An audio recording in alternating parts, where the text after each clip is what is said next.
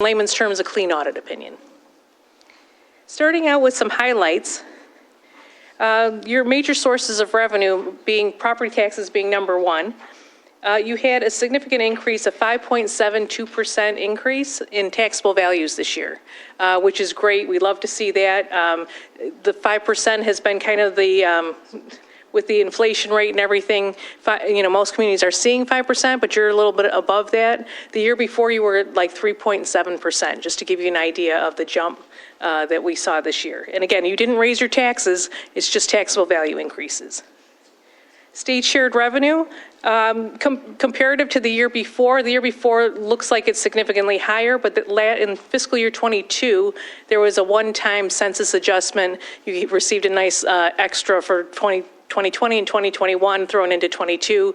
This year we didn't get that lump sum extra, and it was, if you compare without that lump sum, it was flat from the year before.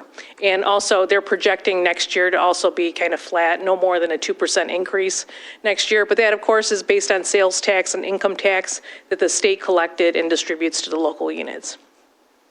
But the real story here are the investment earnings. Nice job, Treasurer Eldridge.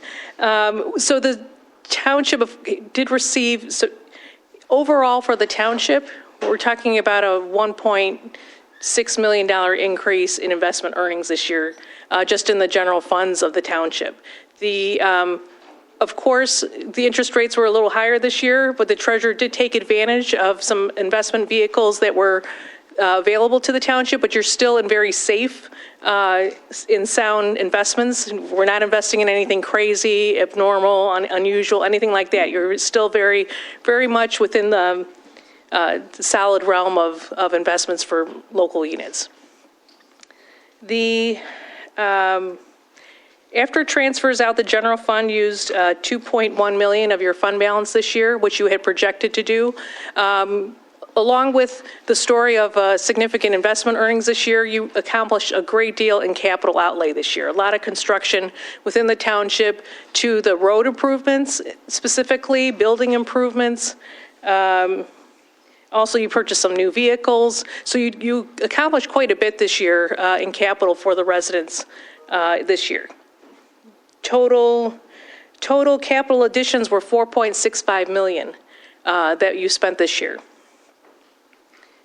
You paid down $241,000 of debt principal. The year before you had a significant payoff of one of your other debt bond issues that was gone in 22. So this year you didn't have as much. You paid the principal and no new debt in fiscal year 23, which of course we like to see that as well. Building department inspection revenues decreased this year, about 28% decrease. However, you did budget for less revenue this year because you knew about the development within the community. There were some big projects in fiscal year 21 and 22 that were wrapping up, and we knew we wouldn't see that significant building department revenues in 23. You're also projecting a little less next year in your fiscal year 24 budget. The pension liability, your net pension liability increased $2.6 million this year, mostly because of net investment loss in the pension funds, but that's both in the fire pension and the township MERS plan. The investments are valued as of 12/31/22 for this audit. It was a terrible day in the stock market. So the numbers show a significant loss in your investments. However, we've already made it to 12/31/23, which we'll report in next year's audit, and you've already made up that loss and then some. So you're fine. I wouldn't lose any sleep over that. That's what the numbers show for this year. However, you've already made it up again for next year. And hopefully 12/31/24 will also be a good day in the stock market.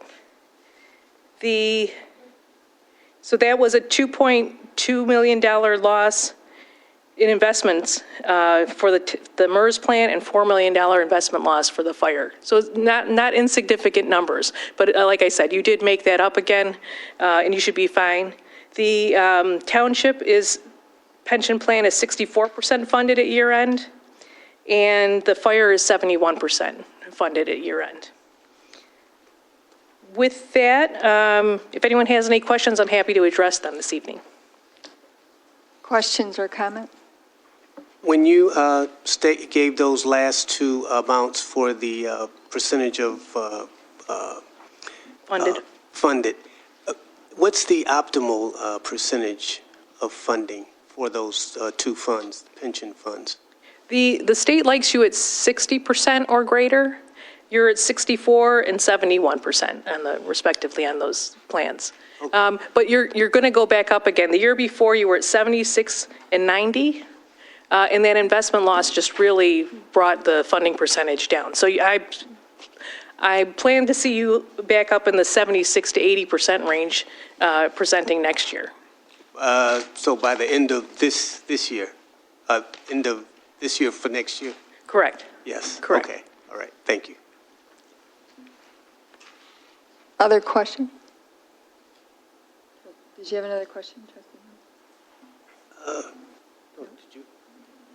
No, I was mainly concerned about the pension fund liabilities and our funding balances for those.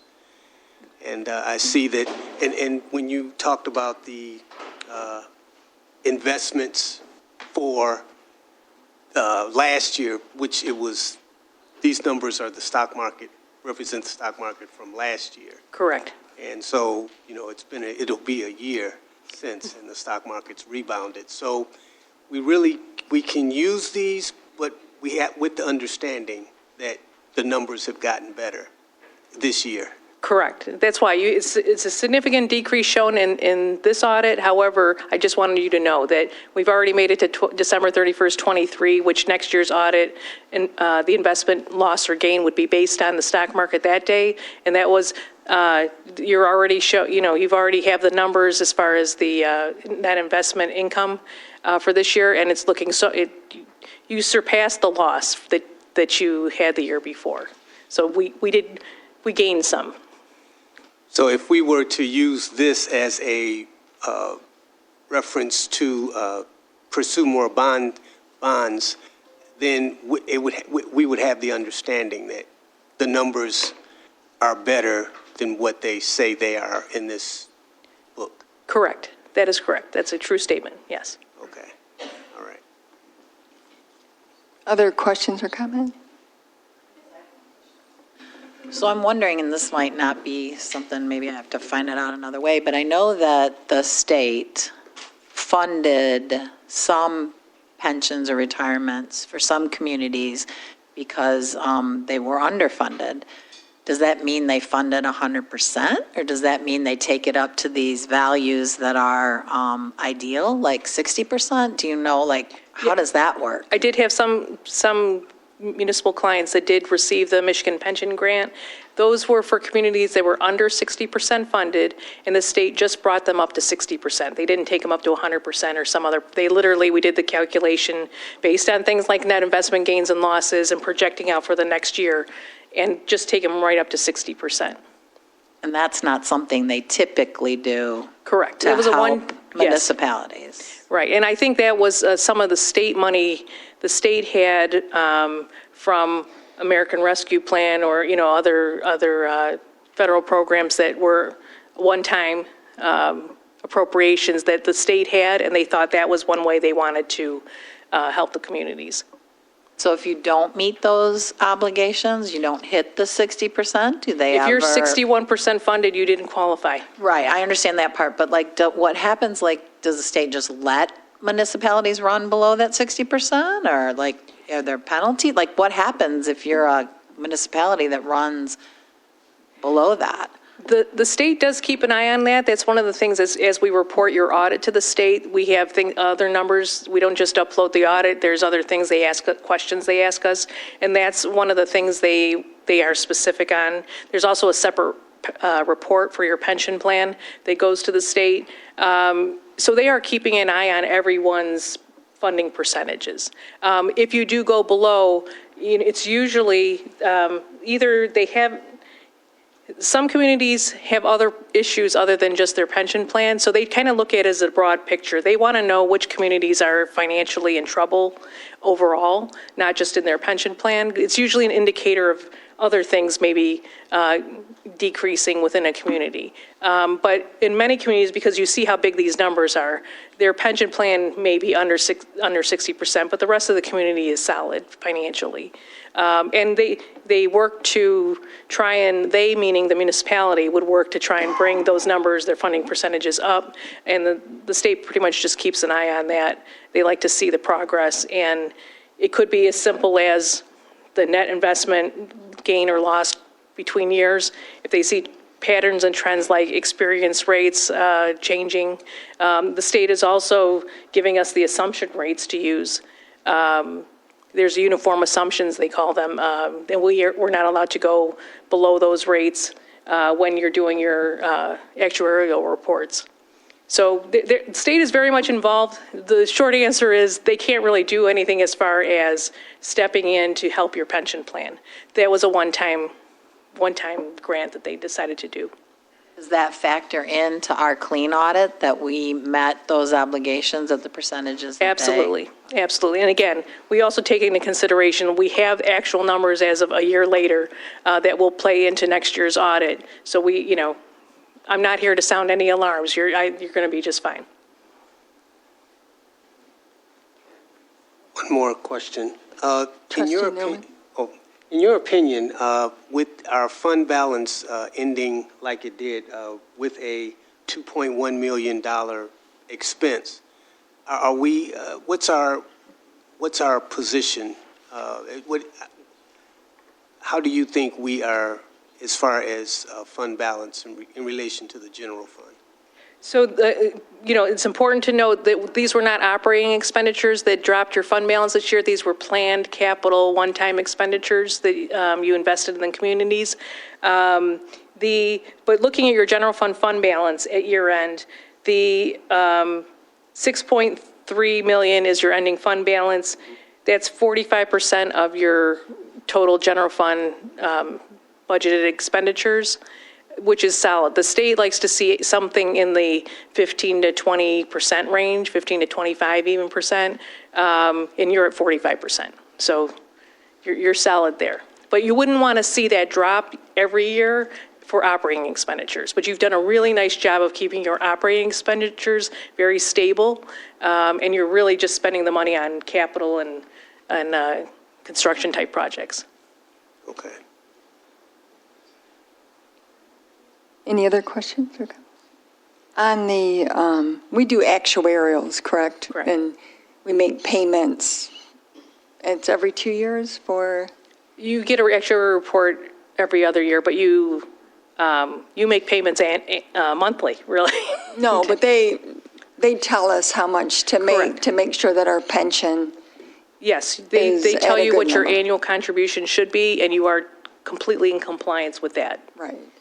On our OPEB obligation, where you didn't mention, The OPEB, the administrative OPEB plan is $1.7 million net liability, and the fire OPEB plan is at $3.3 million. Both of those, the liability increased this year, but again, it's the investment, it's the investments. because it goes like up and down. the Correct. investments. Correct.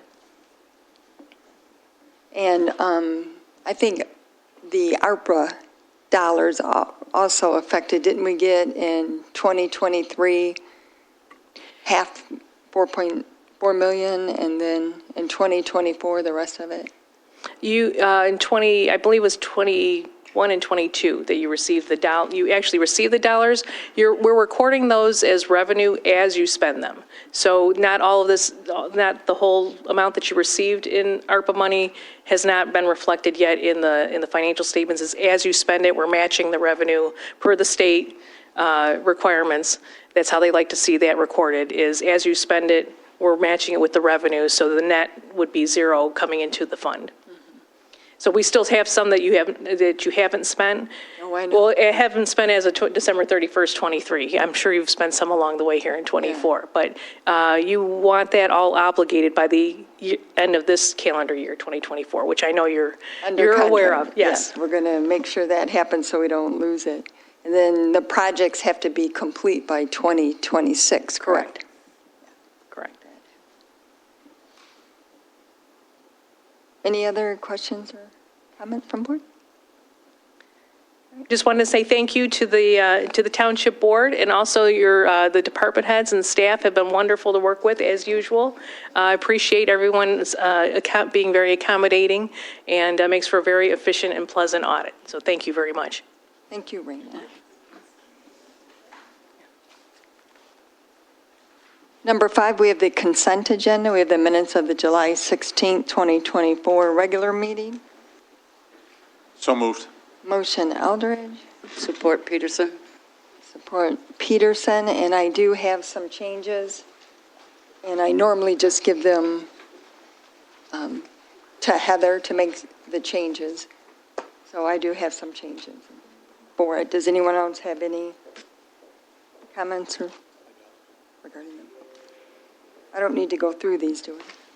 Normally I don't, I just give them to Heather. So if we could have the motion to include the corrections. Or Yes. Thank you. Peterson, do you agree to that? I do. So we have a motion and support to approve the minutes of July 16th with edits and suggestions. All in favor? Aye. Aye. Opposed? Motion carries. Statements and checks. We have the statements and checks for August 6, 2024, statements and checks for August 20th, 2024, Clarity Healthcare deductible, and the Clarity Healthcare deductible administration fee for July. So moved. Motion Eldridge.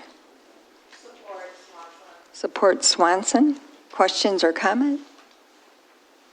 Hearing none, all in favor? Aye. Opposed? Motion's carried. Number C is the treasurer's report for July of 2024. Need a So moved. motion Eldridge. Support Swanson. Questions or comments regarding the treasurer's report? Hearing none, all in favor? Aye. Opposed? Motion carries. Next item is the attorney report. Attorney Winters. Madam Chair, the Township, through Township Assessor Linda Goslin and Deputy Assessor Brian McCleary, have been identifying properties that, vacant parcels that have come to the Township over the years in various ways, most commonly by Washington County Treasurer through tax foreclosure, et cetera. And we continue to try and market those properties, especially to those homeowners who actually can combine those lots to the existing homestead.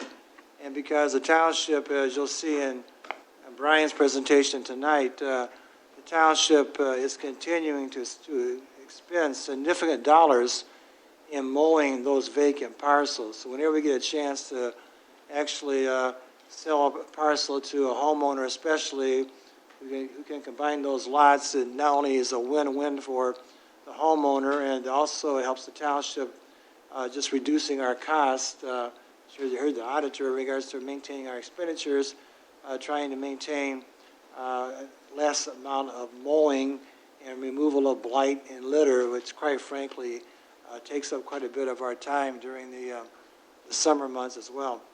And in that regard, the Township Board previously approved, authorized our office to negotiate with a homeowner for the property at 1293 Holmes Road, and Brian and I are scheduled to meet with that homeowner this coming Thursday. But tonight, I would like to at least focus your attention on what I just kind of perceive to be ongoing issues that seem to impact the township at times more in a disparate fashion than other parts of Washtenaw County. And I'm referring to what I think is the ongoing challenges from an environmental standpoint. I would like to at least acknowledge that yesterday Treasurer Eldridge had sent me a newspaper article from the Detroit News, and it was picked up by M Live today about over here in Belleville, which is obviously a mile from our border.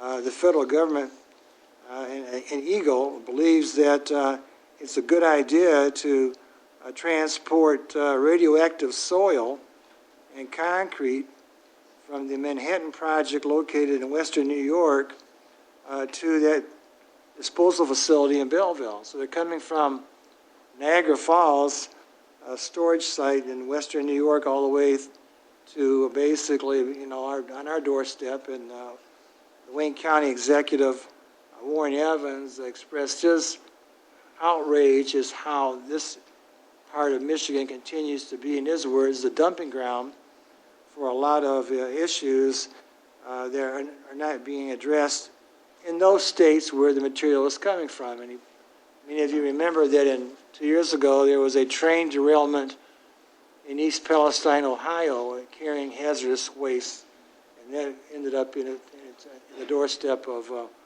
Wayne County, Washtenaw County's doorstep. And I say that because the township has spent a great deal of money and effort trying to figure out how we can redevelop the part of the township which is right next door to this landfill. And the idea of bringing in low-level radioactive soil and concrete doesn't seem to be a very good idea. Eagles permitted it. I did see where the state representative from Belleville is opposing this, as well as Congresswoman Debbie Dingell, but it appears to be a done deal from what I can tell. And again, it just frustrates the fact that, adds to the level of frustration, rather, as to the other issues that are occurring in our township. And I'm referring, one, of course, to that pile of what I call the coal ash product on Michigan Avenue. There was mountains of coal that we went to court over, still trying to confirm the cleanup of that property. That was the one that also was inspected by Eagle, and these are my words, they kind of shrug their shoulders, so, okay, it's there, so what? And again, it comes down to making sure our representatives in Lansing are aware that these are concerns that the township has for years felt like we become also a dumping area for everybody else's problems. I'm also going to refer to the fact that Supervisor Stumble and myself have met with the County Water Resource Commissioner Evan Pratt on a number of occasions. I think Engineer Matt Parks continues to work on a plan to address the flooding that continues to occur significantly in the West Willow and Sugarbrook neighborhoods whenever you have these so-called rain events. They call it a 100-year storm, 500-year storm. All we know is that when we have these storms, a lot of basements get flooded, and we need to have that addressed. And the last time it happened, there was efforts being made by Evan Pratt to have the county declare an emergency. Only the county executive can declare an emergency that allows people to qualify for certain types of financial relief. The emails that I saw, it was not declared to be an emergency because it only, in the words of one person in that email chain, only affected, I think, 4% of the 1% of the county. Well, if you're part of that 1%, you're impacted greatly, and I don't think the county should be picking winners and losers based upon areas in this county. When help is needed, then help should be received, especially at the county level. So in addition to the coal ash that was ignored by Eagle and the flooding that was in West Willow and Sugarbrook ignored by the county, we continue to have a significant number of, and maybe Luke is aware of this more than I am from YCUA, significant discharges of sewage from the Huron River by Ann Arbor into the Huron River. And of course, that makes its way down to the Ford Lake. And we're also dealing with issues right now where the city wants to remove the Pen Paper Dam, and we're still not convinced that everything that we've been told is accurate in regards to the impact the sediments are going to have upon those homeowners who live in the township along the Huron River and also Ford Lake. On top of that, you still have a number of issues where PFAS is being discharged into the storm waters into Ypsilanti Township. That may be coming from the property that was formerly owned by General Motors. And so we continue to deal with those issues as well. So when you wrap a big bow around this presentation tonight, I'm simply trying to raise the level of awareness by the current board and the new board that will soon be taking office, that we have a lot of environmental issues that do impact economic development, they impact the quality of life, and it's going to be important for us to continue to make sure. I know the fire department was here, but they left before I could get to the chief is here, though, in regards to being prepared for what response is the local fire departments are prepared to deal with if, in fact, there's an accident involving these radioactive material coming through Ypsilanti Township on its way to the landfill facility right next door. So all these issues continue to, I know, bother the board, they bother me, because we just see a pattern, again, where we sometimes just feel that we receive disparate treatment. We know there's a number of areas in our township that have been identified by the University of Michigan Poverty Initiative Study as being in the low opportunity index. And again, I think whether you call it environmental justice or environmental injustice, the fact remains that this board needs to remain vigilant on all of these environmental concerns, because they don't seem to be going away, and they actually seem to be making my list longer during the last 12, 18 months. So I wanted to highlight that tonight because it's been in the news the last day or so, and hopefully the state of Michigan can also, and our reps can actually be of assistance in regards to the Van Buren situation, because that is our neighbor. We're closer to that landfill than we are most parts of Washtenaw County. So I just want to bring that to your attention, and thanks, Stan, for bringing that to my attention. Thank you, Mr. Winters. Any comment? Yes, who approves, if the state rep is against it, the board is against it, how does it get to the landfill? Is it money that the landfill accepts? It's the federal government that authorizes this. The U.S. Army Corps of Engineers and the Buffalo District are the ones that have taken the position that we don't even need your approval anyways. We can send it to whoever is licensed to accept this material. But there seems to be,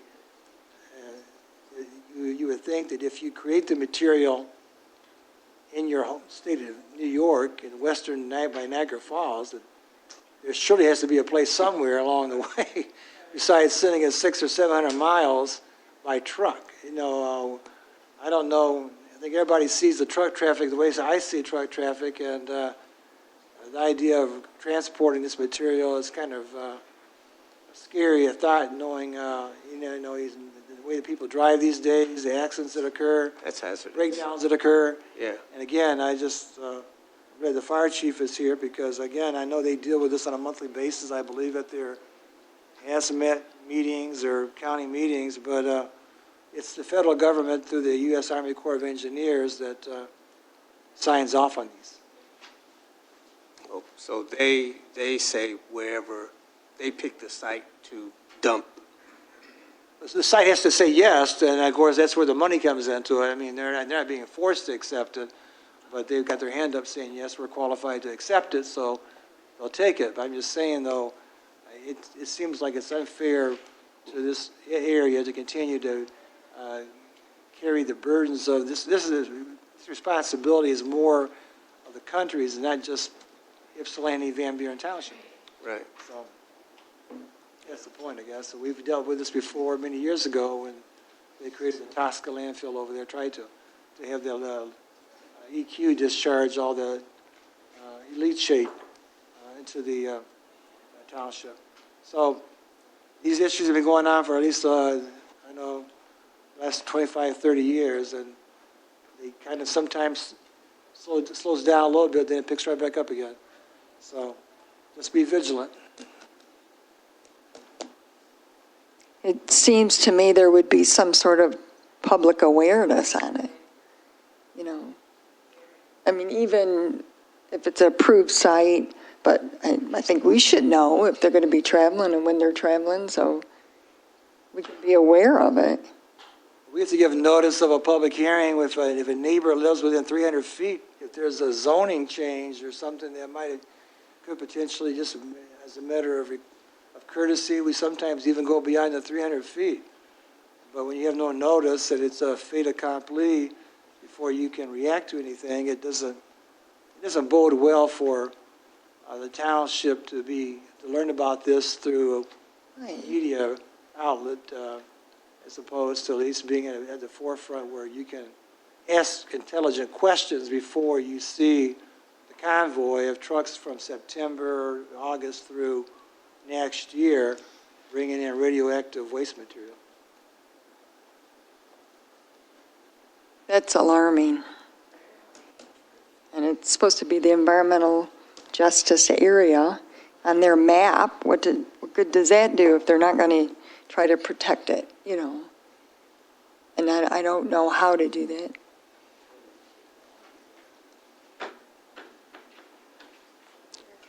Testing. Oh, hi. Haley Brown from Congresswoman Dingell's office. I did just want to mention that the Congresswoman is going to host a hazardous waste town hall in Van Buren, September 4th. We just secured the location and date today. So that's going to be at the Wayne County Community College District Ted Scott campus, 9555 Haggerty Road, September 4th at 7 o'clock.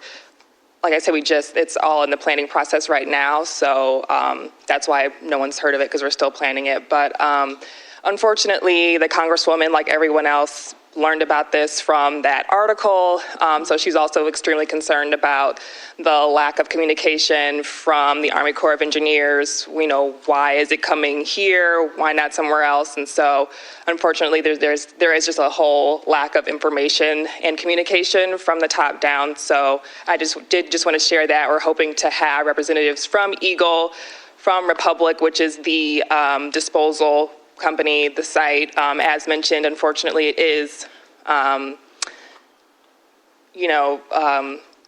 not required, but it does accept hazardous waste. It has since 1984. So is it able to? Yes. Should it? Probably not, especially from, like we said, New York State is where this is coming, and they're saying up to 25 trucks a week at this point. So it's not like it's just a truck coming once a week or, once a month. It'll be kind of continuing at least for a very long time. So we're trying to figure out what's going on, how it could potentially be stopped, or at least to get, answers. I think the public deserves answers. So like I said, September 4th, Ted Scott campus, WCCCD, 9555 Haggerty Road, September 4th at 7 o'clock. And so I'll share that far and wide when we get that confirmed. Yeah, if you would send it to me, then we'll Yes. put it out on our website. Just for clarity, in the article, it says that Michigan Department of Environment, Great Lakes and Energy approved the shipment. Yeah, like I said, we learned about it from the article as well, so I don't have any additional information to share. It does seem like that's the case, so we're trying to get representatives from all these agencies to be there to hold them accountable. So we'll see. It also depends on who accepts. You can invite people to come, but will they? I'm not quite sure. So we've had one last year with the hazardous waste. This was shortly after the incident with the East Palestine, where we were able to prevent the waste from coming here, but like as was mentioned, this is happening more and more frequently with it seemingly more and more extreme cases. So we're trying to hold these agencies accountable and get at least some basic information. Thank So you. that's it. Thank you. Thank you. I'm glad you were here. Yeah, and Haley, I know you have this, but if you can just put it on your notes as well. That site is roughly 1 to 1.5 miles from our water source at Yucca.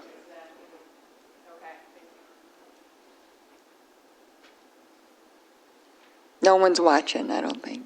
That's how I feel anyways. If they are, they don't.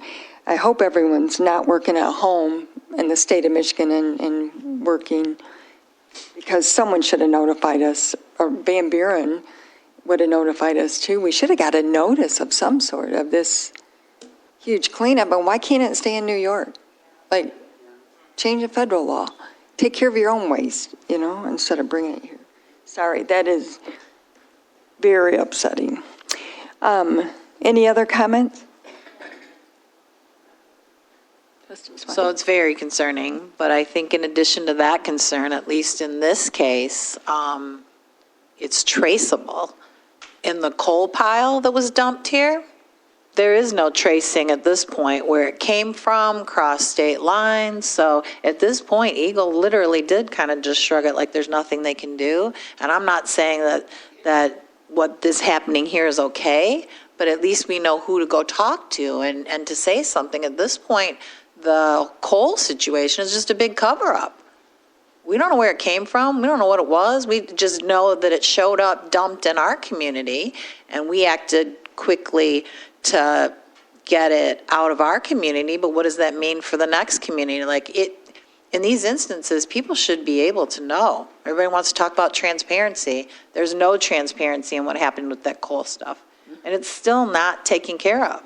We know that there was runoff. We know it ended up in our water source, and really, literally, you're right, Treasurer Eldridge, it should have factored into the equation. Just because they can take the waste doesn't mean that it's okay for it to be around the water source, not just for our community, but for the city of Ypsilanti and every other community that Yucca serves. It's unconscionable, really. Madam Chair, Yes, trustee Peters? I have a question for the attorney. Mr. Attorney, did the state notify the township in any kind of way on the state level? No, there's been no communication on this issue, and there's been very little communication on the ones that we talked about earlier. And so, again, I think we need to reach out to our reps in Lansing, and I know Congresswoman Deagle is very accessible, and very sensitive to these issues, but we're kind of always learning things after the fact, it seems like. That seems to be the pattern. And like Trustee Swanson said on that coal product, we don't know where it came from, and maybe just as importantly, we don't know where it went. Right. So, and again, you count on these agencies to protect not only to protect us and uphold the environmental laws. It doesn't mean that we have to agree with everything that they say, but we should know what's going on, because the transparency becomes a very loose term that has no meaning when you do things in the darkness and you don't include your stakeholders, what's going on. I don't understand how, of all people, I think it's really outrageous that the Congresswoman's office was not notified. I can't believe that at the federal level that they would not have the courtesy to let her know what was going on in her district. That's unheard of, I would think. That they would be that devious. That's my word, devious. But I don't know. It's just it's not right. And again, it goes back to my own position is that it's again, we know that the lowest opportunity index seems to be highly proportioned in Ypsilanti Township in different areas. And they call it environmental justice, but I think it's environmental injustice at times, because again, we seem to have a pattern here that has been well established. And so when people don't respond to us, but you think you see a different result or different response in other parts of the county on some of these environmental issues, after a while you start to believe that there is a disparate treatment upon this part of the Washtenaw County, especially the township. So it is what it is. So they say I'm wrong, and they need to show me where I'm wrong. But I don't. When they failed to declare an emergency because only 1% of the county was impacted by the flooding, well, that 1% is in Ypsilanti Township. It was all Ypsilanti Township. So we send our 6 mills over there like everybody else. So you can't declare an emergency because only 1% was impacted? Well, tell that to the homeowners who are digging sewage out of their basement or water out of their basement and throwing away furnishings for the I don't know how many times, maybe half a dozen. It's not right. It's wrong. It's wrong. Yeah. The only other thing that I would want to point out is that, like, when you look at the actions of our board and how carefully we gave thought to the idea that when Galt Village was demolished, like the attention that was given to notifying people, making people aware, having somebody there monitoring, watching the air quality, making sure that when things were being taken out of there, asbestos and other materials, that they were going to a place they were supposed to, that there were manifestos.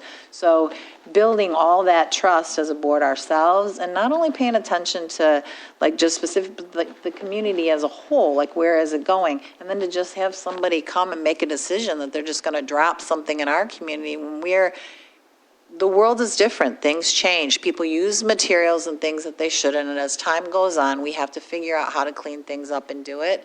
But to do that, it requires that people understand that the choices they make impact other people. And so it's really frustrating to know that we paid extra for monitoring. We went slow so that it could be done in a way that kept people safe, communicated that to people. When you do that, at least people can feel, maybe if they don't feel good about it, they feel like they know. But in this case, it just, when you look at it compared to like what we've tried to do and build in our community as we take care of things, even the Ford property, it happens, the materials get used that you're not supposed to, or there are messes, but we're trying to clean up things in a way that people can feel good about. And it really feels like people are just thinking we're their dumping place that they can dump on us. And how are we ever going to get it all cleaned up? Nobody's helping us. We used our budget money to take care of the Gulf Village. Like, we're the ones doing that. Nobody comes in and says, okay, well, we're going to help you. Even this place is the waste facility is going to benefit financially. Our community is not going to benefit in any way possible from that. So it's just really, really frustrating and discouraging to know that we are trying to lift ourselves up and take care of our people. And it's hard when other people aren't trying to do the same thing for us. With us should be the right word. I could just make one final comment.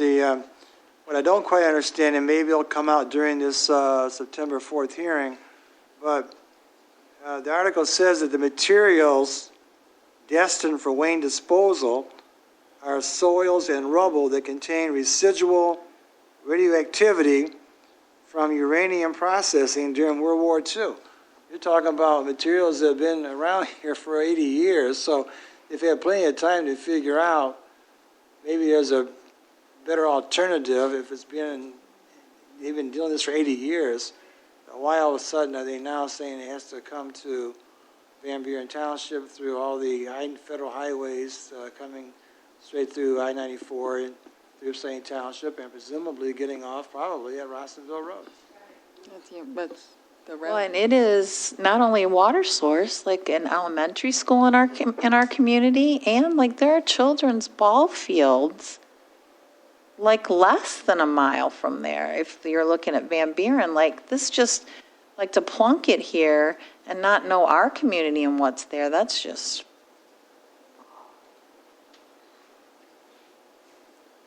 And the next item is old business. We have the second reading of proposed ordinance 2024-507, which is an ordinance to amend Chapter 62, Article 4, Section 62-76A1 of the Code of Ordinances, Charter Township of Ypsilanti, to adjust the water service rate.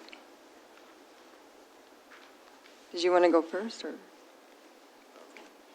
I have a ordinance, second reading of the ordinance to offer. It's an ordinance to amend Chapter 62, Article 4, Sections 62 through 77 of the Code of Ordinances to adjust the sewage disposal rates.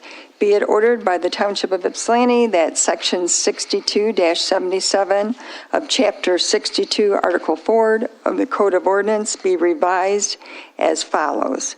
For all billings rendered prior to September 1st, 2024, existing sewage disposal services rate shall prevail.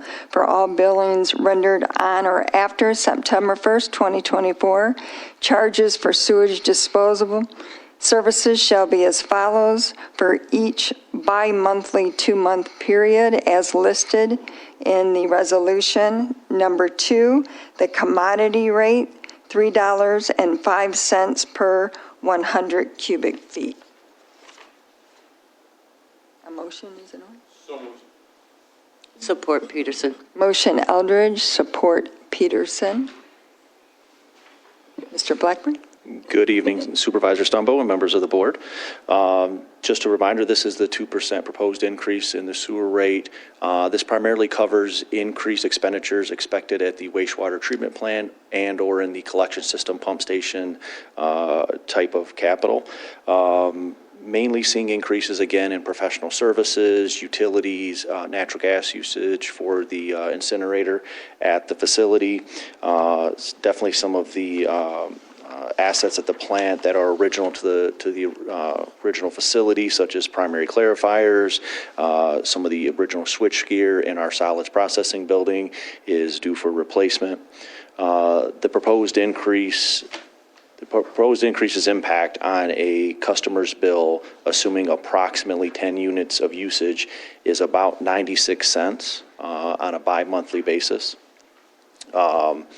I think it's always best just to talk about it together. So what is the actual impact to a customer for water and sewer? And I know water comes next, but it's about a 2.57% increase when we look at both of these rate increases, or $2.65 on a bi-monthly bill. Which places the average township bill at just over $105 on a bi-monthly basis. And welcome any questions from the board. Question or comment? Madam Chair. Yes. Luke, could you just give a little information how we got there? Was told that our increases have not happened in, what was it, 7 years that we ever adjusted our rates? Is that so? No. I, of course, was gone for 5 years, but since I've been back, it's been pretty consistent on an annual basis for I water take and the sewer. question back. I don't mean it that way. Not that it hasn't been adjusted, but there's a lot of other surrounding communities paying way more to me. That was my question. Right. Can you just elaborate on that to let them know that we haven't been as high as some of the other communities? Is that a fact? That is absolutely correct. It's been a while since Dwayne and I've actually went and done like a kind of a market analysis of what other communities pay. Every year we go through, some of this information is kind of hard to dig up just depending on the timing of it. But we go through and routinely the Township of Ypsilanti is near the bottom in regards to the cost for water and sewer service for its customers. Absolutely. And also, just dealing with some of the chemicals, we find out that the increase, even since the COVID, they have went sky high and they're gouging somewhat when we were in COVID. And I see Dave Pascalski here also sits on the board with myself. The gouging. When the COVID happened, with the chemicals, they went sky high on their prices to clean the water with these chemicals. And you know it has to be done. And, you know, they're going back and forth with prices. So some things have went up, and that's kind of what you kind of, you know, had to deal with also, I did. Absolutely. I mean, in regards to the sewer rate, one of the major chemicals that we saw significant price increases during COVID was, of course, chlorine or sodium hypochlorite, which is used by the wastewater treatment plant. We only use that in a few different processes at the plant, so it didn't affect the sewage side of the business as drastically. It definitely affects, we don't treat water. We purchase water from Great Lakes Water Authority. I worked for Great Lakes Water Authority for 5 years, and I was there when those price increases were going on, and those were, you're absolutely correct, substantial increases, which of course is absorbed by their contract communities. They have a lot of buying power in Southeast Michigan, so they definitely tried to curb that, and I feel like the rate increases that GLWA has passed on to the authority has been appropriate. YCWA is very active with Great Lakes Water Authority on a number of committees, rate committees, to look at the budgets, the proposed rates, and it's expensive to treat water in this day and make capital investments, but I think it's what's best for the community. Thank you. Other questions or comments? I just realized that I said water service and I read the sewer ordinances, so we're reverse it. I apologize. I think something else that we also have assistance for people, right? From the different, well, Ypsilanti Township does, and then you have several other ones. Absolutely. The Water Residential Assistance Program, I apologize for not giving that update. I did, as briefly discussed at the last Township Board meeting, we talked about potentially a funding issue within that program. So I did do some follow-up in regards to that matter. And it is, the way I understand it, the funding status of that program is in flux. You know, there's certain months where funding could go below the number of customers that are trying to enroll in the program, but that doesn't mean that they're ineligible to apply for the program indefinitely. So they might have to wait a month or two, hopefully until the funding comes up. And one thing I learned was that it's heavily driven, of course, by water usage. Well, this summer, water usage has been lower, temperatures have been lower, we've had a lot of rain, so as water consumption is down, the way that that pool of money through RAP is created is through the communities paying a portion of that. They take a portion of those water revenue and place it into that program. So as that revenue is decreased, it has put more pressure on that program. So hopefully that's a short-term issue. And then, of course, we also have, we currently still have the Washtenaw County Low-Income Housing Assistance Program. We also have the Township Rebate Program for eligible customers. All right, so we have a motion and support, and for the record, I read this sewer service resolution. We need to do a roll call vote because it's our ordinance. Swanson? Yes. Newman? Yes. Peterson? Yes. Stembo votes yes. Eldridge stepped out for just a moment. Hunter? Yes. The motion is approved and the resolution is adopted. The second item on the agenda is a second reading proposed ordinance 2024-508, and I want to make sure I have this right. This is, which is for the water rate. All right. It's nice to have a full board. Ordinance number 2024, an ordinance to amend Chapter 62, Article 4, Sections 62 through 76A1 of the Code of Ordinances, which is adjustment to the water service rates.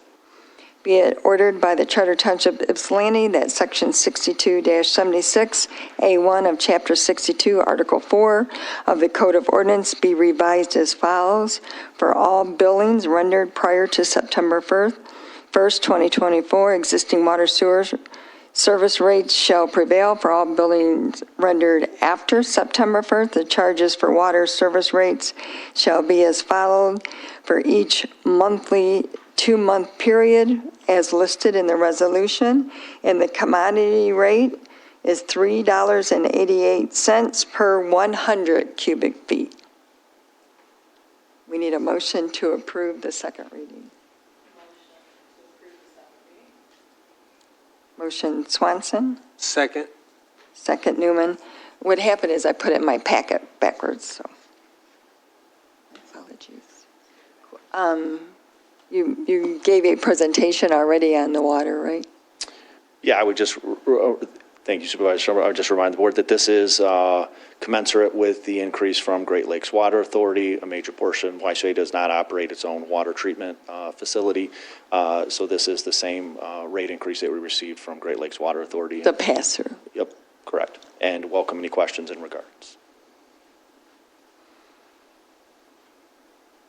So every year we get notified of the rate from Detroit that's passed on to all of their contract communities for water? We do. We get notifications well in advance. The rate increases go into effect July 1st, so it's already went into effect for YCUA and other contract communities. YCUA continues to receive a very competitive rate when I look at and evaluate other contract communities that are serviced by Great Lakes Water Authority. YCUA significantly benefits from having a significant amount of water storage. So the calculation that is done in the, for the rate, we, receive a benefit from that because there's portions of the calculation we don't benefit from, such as, for example, distance. The thing that hurts YCUA and our communities is when they change the law on how people who qualify for the low-interest loans. We have been unsuccessful the last 2 years in drinking water revolving fund through Eagle. Definitely due to the new scoring criteria established by Eagle under the new MCL, the new law. And the township does not qualify as overburdened, and it makes it really difficult. As I think we heard a couple weeks ago, you have approximately, I think it was 85% or 93%, it was one of the two numbers, but a significant proportion of funding goes to communities that qualify for that overburden status and or significantly overburden status. Therefore, there's just not, YCUA could have a perfect project and score 80 points, but those other 20 points are being reserved for that status. So there's not much YCUA can do to restructure the project to be eligible, as long as, I'll say, the playing field stays the same. And I did have a Zoom call with Eagle, and they said after 3 years, they can look at change in the language so we can qualify. So we went out for a $5 million project in one of our neighborhoods, and normally it would be 2.5% interest rate. Well, because we had to go to market because of the change in the state law, it was 4%. So paying that much more on a $5 million project is going to affect our rates eventually. It has to, because it's so much more than what anyone would pay. No one would go to market, you know. So they said that they would look at changing the language, but they can't do that for 3 years. So, and they also said that they would see if there's other ways to get funding for Ypsilanti Township. The city still qualifies, but Ypsilanti Township no longer qualifies under the current criteria. Correct. YCA continues to be aggressive in pursuing funding. We've worked closely with OHM and their team to look at all available opportunities for grants or direct funding requests from elected officials. We've tried to increase that activity, and we're just hoping to see some benefits from that. So we've asked the state, we've asked the federal government, our representatives as well, because of the unfair advantage that we're now at. So next year we're going to complete it because we have to invest in the community and, you know, fix the issues. I mean, it's an aging system, but at the same time, once again, I just feel like we're being shorted on the solutions in areas that really need it. So we'll keep fighting and we'll keep everyone updated. And it was a good meeting. The governor's office actually put it together for us. And because I sent an email. I just sent an email, and I'm like, how can you do this to our residents in our community? And they set up a meeting. So I don't know if anything will come out of it. We'll keep everyone posted to see if we can get our interest rates the same as other communities. They said one of the reasons is to make sure up north can qualify. So I guess they do now. And there's not a lot of money available like there was. There were billions coming in from Rescue Fund and other, but now it's not. So we'll keep going, you guys. We're going to keep asking and trying to change it back so we can qualify. Absolutely. So we have a motion support. We have to do a roll call vote. Swanson? Yes. Newman? Yes. Peterson? Yes. Stumbo votes yes. Eldridge? Yes. And Hunter? Yes. The second reading is approved. Thank you for the support. Thank you. Under new business, item 1 is a request to receive authorization for circuit court litigation to abate a public nuisance at properties identified as there's actually 2 of them, 570 Laverne and 1428 Foley, which is funded in account 101-729-801-023. Good evening, Board. Belinda Kingsley, Community Compliance Director. The first property that I'd like to request, actually confirmation of authorization that was provided by the 3 full-time electeds, is at 570 Laverne. The ordinance department has investigated nuisance complaints there, primarily overgrown vegetation, for a 2-year period. Last year it ramped up a little bit, was just getting more overgrown. We did have our contractor go in and remove a lot of vegetation last year, but at the beginning of this year, the same thing happened. And actually, the way that it ramped up was the police got involved in it. They were getting complaints about people hanging out there, breaking into the house, vandalism. There's 3 properties that back up to this, that border this house, so they were all concerned because people were hanging around in essentially their backyards. So working with the Washtenaw County Sheriff's Department, the squatters were evicted from the property. And then we had a contractor come in and on 2 different occasions board up the lower level windows. And then we've also had a contractor, our vegetation contractor, come out and remove vegetation to give the police a better sightline visibility when they drive by, and also to remove the shrubs that were overgrown and grass that was providing cover for the people that were doing this. We've invested, the OCS department's invested a lot of time, and Township has invested a lot of money in maintaining this property. I guess I should have mentioned the owner was deceased, and no one from the family has stepped forward, opened an estate, taken control of the property and maintained it.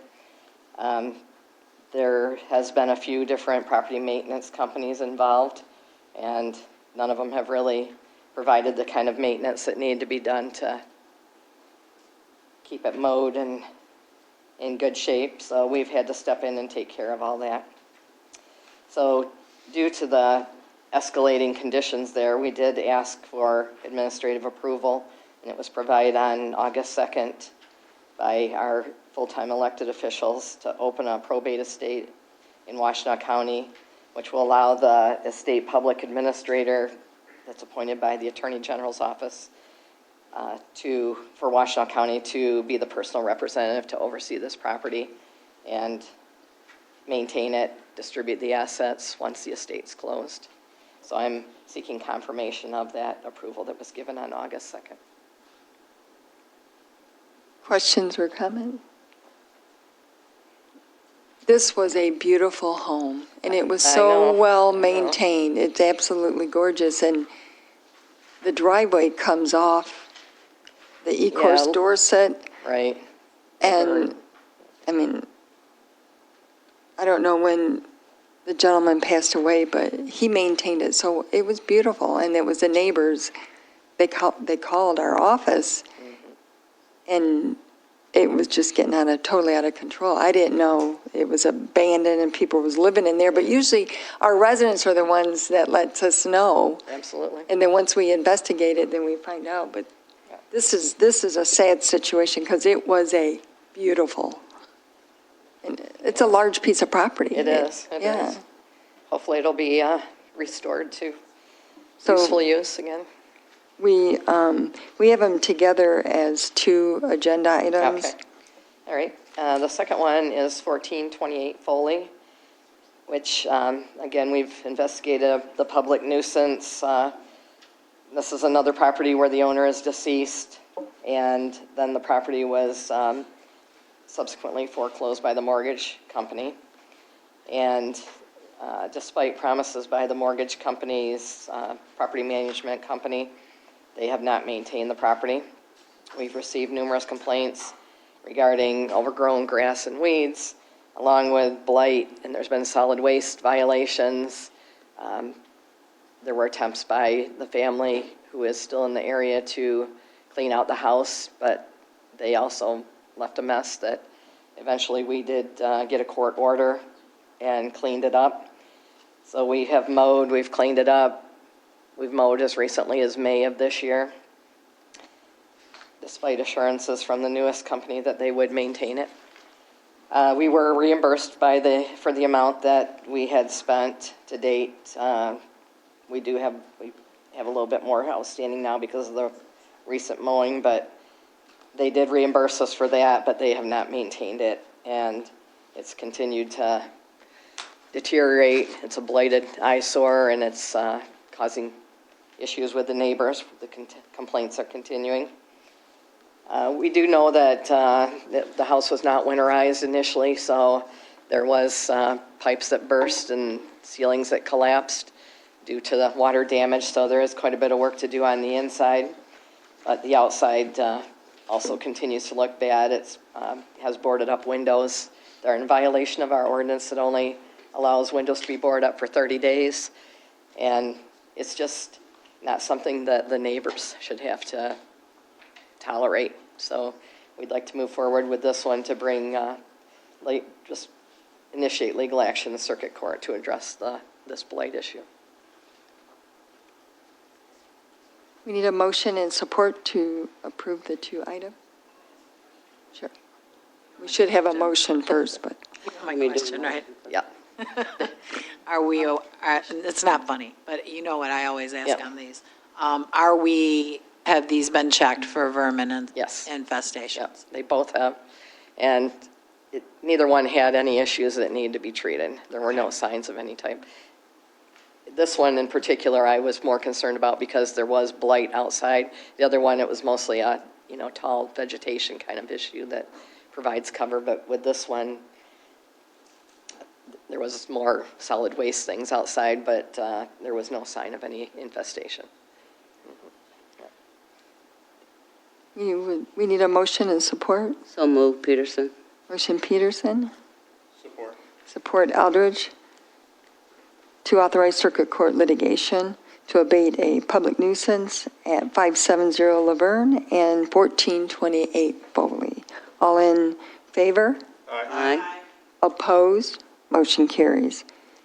Thank you. Item number 2, thank you, Belinda. Item number 2 is request authorization to purchase Windows Server 2025 license in a not-to-exceed amount of $36,000, which is budgeted. So moved. Motion Eldridge, Support Swanson. support Swanson. Questions or comment? I know Travis is here. This is the time of year that we do these purchases and start moving forward. Windows Server 2025, all right. All in favor? Aye. Opposed? Motion carries. Number 3 is a request to approve the services from the Center for Internet Security for Albert Network Monitoring and Management in the amount of $19,250. So move, Peterson. Motion Peterson, Support Swanson. support Swanson. In talking to Travis earlier, he didn't want to do the $16,000, $1,800 as part of this board action because that could be adjusted in 2025. So he just requested that we do 2024. It goes to 2025. Any questions or comments? Mr. Winters, have you? I'm not sure I received a contract, Travis. Is this, you saw CrowdStrike's name involved in this, and they, of course, were the ones that shut down the whole world a few weeks ago. Luckily, this one doesn't have the ability to shut us down for a day while I'm out of town. But I have not sent that over yet. It will be as soon as I will do it tomorrow. So contingent upon attorney approval? Friendly amendment? Eldridge and Swanson? It's me. That's correct. Peterson and Swanson. So this is contingent upon attorney approval. Thank you, Mr. Winters. All in favor? Aye. Opposed? Motion carries. Number 4 is a request to approve the revised proposal with OHM Advisors for Construction Administration for the Civic Center Pond renovation project in the amount of not to exceed $39,600,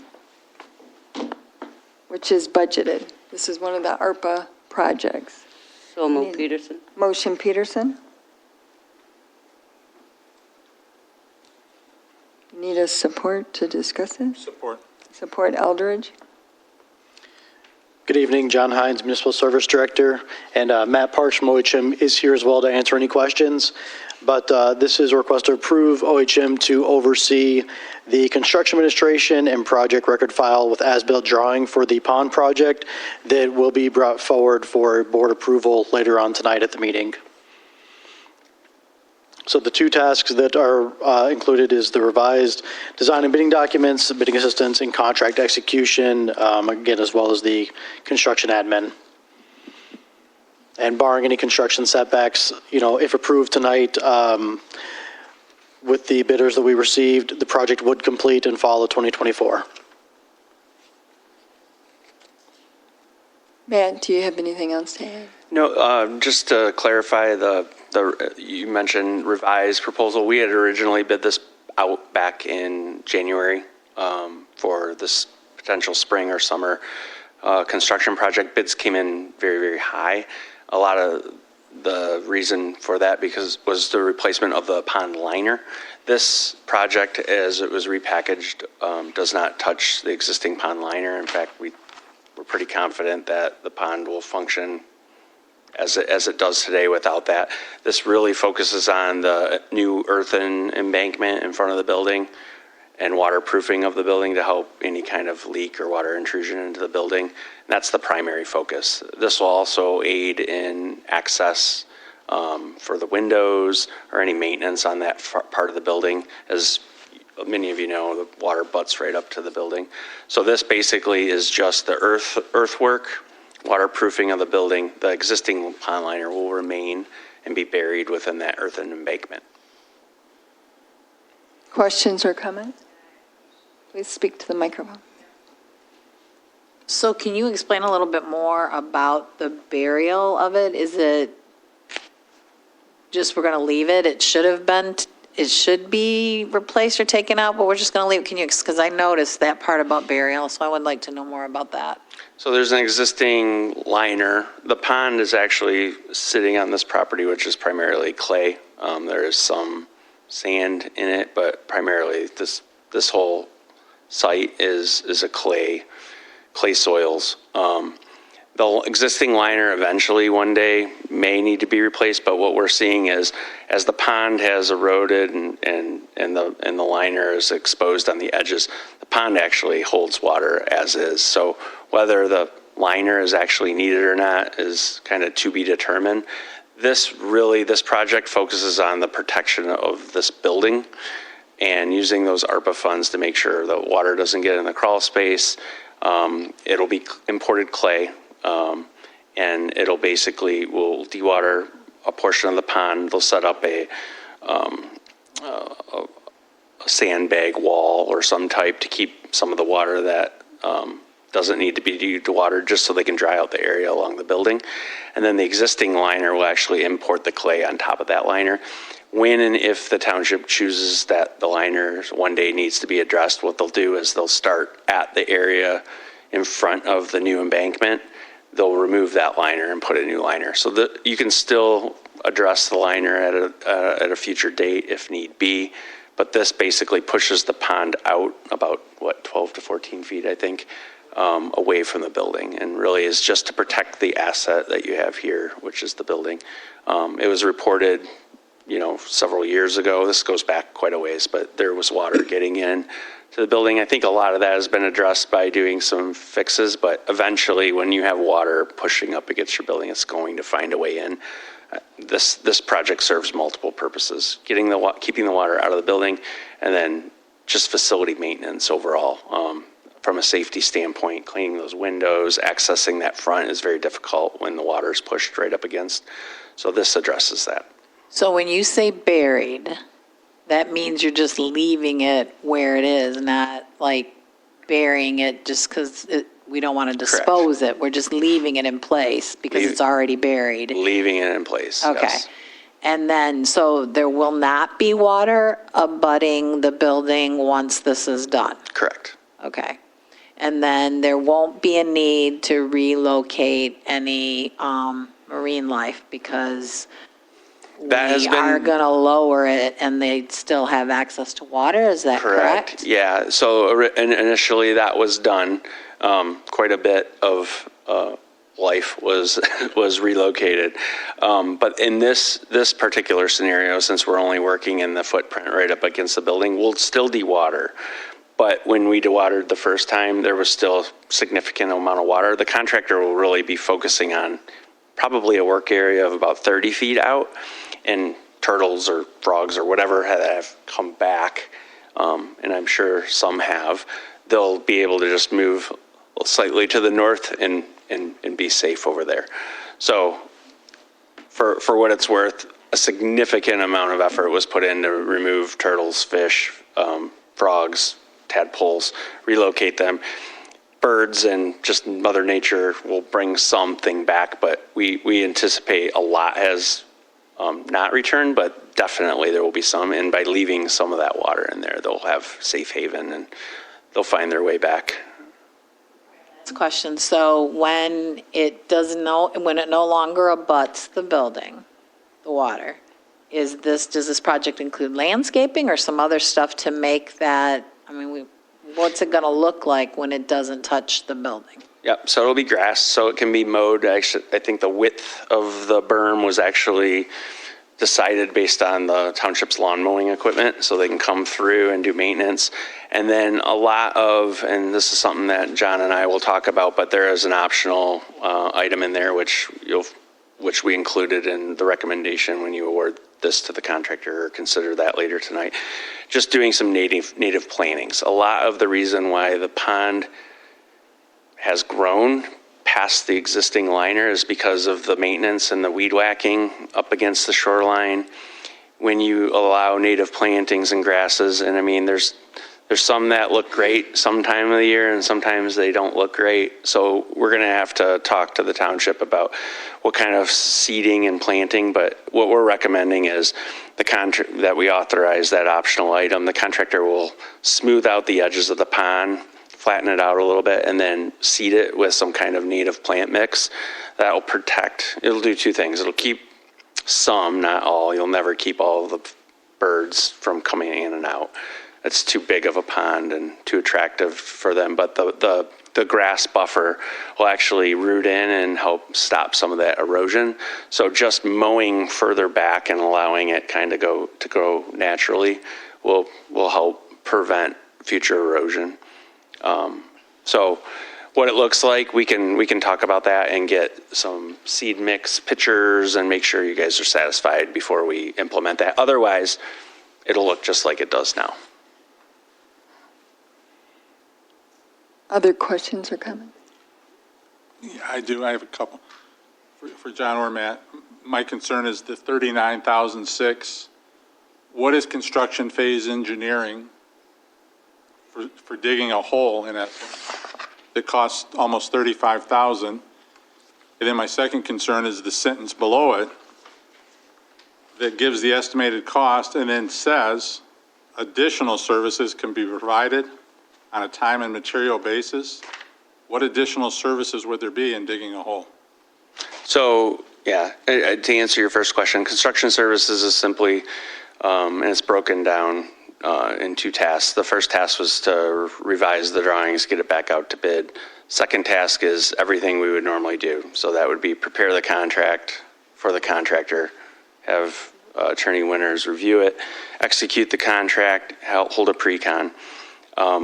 There's going to be some dewatering effort and coordination, and then the actual material that gets imported in, there's material testing involved. So you can't just have any clay, and it's got to be placed systematically. It's got to be tested for density, and it's got to be compacted. So some of the effort is not just OHM, it's G2, who's going to be our material testing consultant. And then obviously making sure, inspecting the liner that is covered, making sure that we know where it's at. so we can as-build it, so then when you go forward for future, if you ever do want to do any other improvements, being a liner or rip wrapping or additional landscaping, we have the dimensions of the new pond. There's also some downspouts, roof drains, pipe that will have to be relocated as part of this. That's probably going to be in the way. We're anticipating about 3.5 weeks, and that's, I would say, on the long side for full-time. I think we can scale back on that, but just to give the township the level of service that you guys are used to, this is right in your front yard. There's going to be disruption. There's a lot of offices right along that facade. We want to make sure it goes very smoothly, efficiently, and that the contractor is using the appropriate material. So I think as a percent of construction, our general rule of thumb is we're usually in that 12-15% range for CE services. You guys the township got very, very favorable bids. I mean, we anticipated this project to come in somewhere in the neighborhood of $250,000 to $280,000. You secured a bid around just under $170,000. So that's fantastic. But that doesn't reduce the amount of effort that we feel it's going to take to make sure that this job gets done appropriately. Please. So you mentioned 12 to 14% normally. This 39.6, based on the 162, is 24%. Right. But it's 12% of the 280 that we anticipated. And really, we don't calculate, Trustee Eldridge, our services based on a percent of construction. We base it on how many weeks we think we're going to need to be out there and inspect. And we can work with John. If John's out here or his staff's out there and feels like the contractor's got it under control, it's a not to exceed budget, so we can simply back off. But this is the normal level of service that we would often offer and that the township would likely want from us. So that's what was proposed. Had the bids come in at 280 like we anticipated, it would fall within that normal range. Does that make sense? Not really. Okay. So since they didn't come in at 280, which would have been 12 to 14, they came in at 162, shouldn't this number then be adjusted as well? No, because it's based on our hours that we anticipate to be out here. The percent of construction is simply a guide. Okay.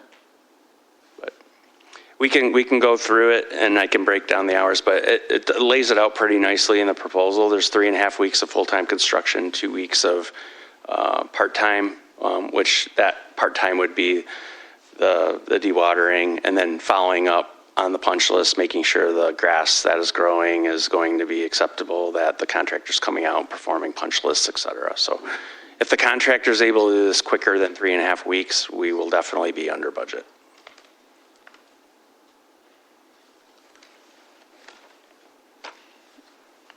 This says 6 weeks total anticipated time. Is that right? Yeah, well, that's the contractor has to be done in 6 weeks. We think OHM will need to be out there for 3.5 of those weeks full-time and then 2.5 weeks part-time. I'm sorry, 2 weeks part-time. So. But if it doesn't take that long, it's a not to exceed amount. It's based on an hourly rate in the past. Is that the same? It's exactly the same as it always is, yep. But it is a little higher in the percentage. I have to agree with Treasurer Eldridge. Absolutely, and I talked to John about that, and we agree. But if the contractor is local, they are very excited to start doing municipal work. They're very used around the area for private work. They're more than capable of doing this, and I asked, why was your bid as low as it is? And they said, because we're looking forward to start doing more and more municipal work, and we live and we work in Ypsi Township, and we want to get this job. And I anticipate they're also going to bid fairly aggressively on your parking lot project. So they're excited. They've done work for us before in emergencies, and they do a great job. they did a very, very good job and came. They fixed our storm sewer in about 3 days. Yeah. Yeah. So that's one of the things. And I mean, I had this proposal written before we knew who was going to get it. And just because the bids came in low doesn't necessarily reduce our workload. However, if they can move fast and quick, like you said, Brenda, it's hourly not to exceed. So if they can wrap this job out in 2.5 weeks, we're not going to be out here. So therefore, you wouldn't pay for our time to be out here. This is what we anticipate, and I'd rather have the board approve this and work with John to manage our time than have to come back to you in 3 weeks when we're under construction and ask for a budget amendment. That's not going to happen. I don't think. This is, knock on wood, should be a very simple project. You would hope. Yes. Yeah. Should be. Other questions or comments? So I thought I read that we're going to do the dewatering in-house.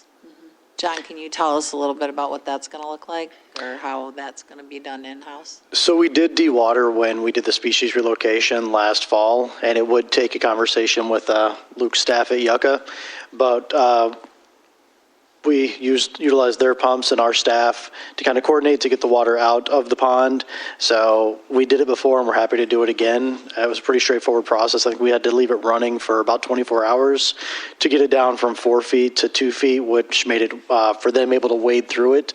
But for this to then create the sandbag barrier. Be our maintenance staff dewatering with other equipment and like doing the sandbagging, and that's what's going to happen? Diversified will do the sandbagging, but our staff hopefully will coordinate with Yucca staff if they're able to assist again to do the dewatering.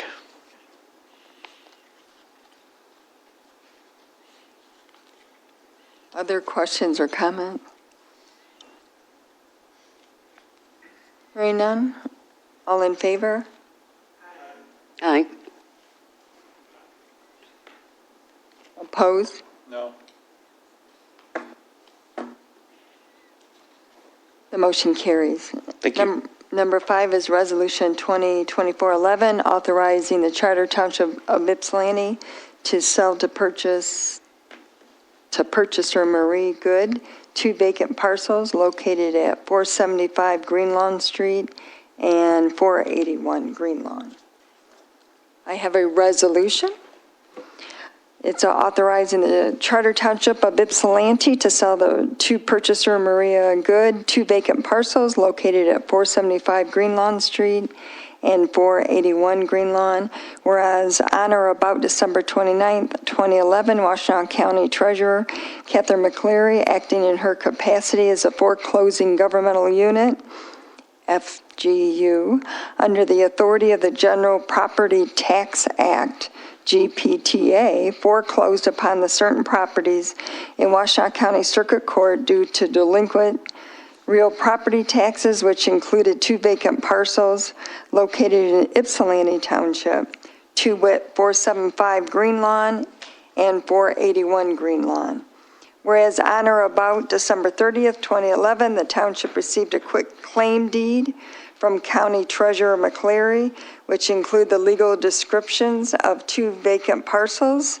Parcel 1, K1111332028, 475 Green Lawn, Ypsilanti, Michigan, 48198, with the legal description of Lot 118 East Lawn subdivision, split on 6/4/2024 from K1111332011. Parcel 2 is K1111332029, 481 Green Lawn, Ypsilanti, Michigan, 48198, with a legal description of 117 East Lawn subdivision, split on 6/4/2024 from K1111332011. And whereas on July 29, 2022, Marie Good requested of the Township Assessing Department to purchase the 2 vacant lots as described above, which is intended to combine with her property located at 469 Greenlawn Street, which property is contiguous to the Ypsilanti Township 2 vacant parcels, all of which are located on Greenlawn Street. And whereas at the regular meeting of August 16, 2022, the Township Board of Trustees authorized the sale of the 2 vacant lots to the purchaser, Marie Good, which according to the market valuation report prepared by Deputy Assessor Brian McCleary, dated July 29, 2022, was valued at $7,680.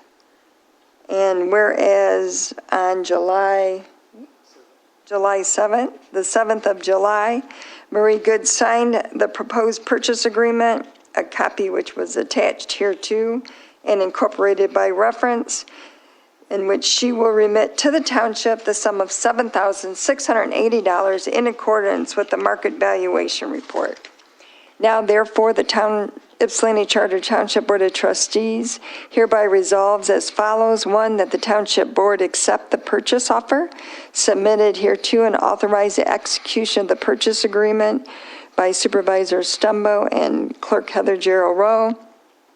And number 2, the Township authorizes Supervisor Stumbo and Clerk Rowe to execute all the documents as required by Cisco Title to effectuate the transfer of the 2 parcels to the purchaser, Marie C. Good, once a closing date has been scheduled.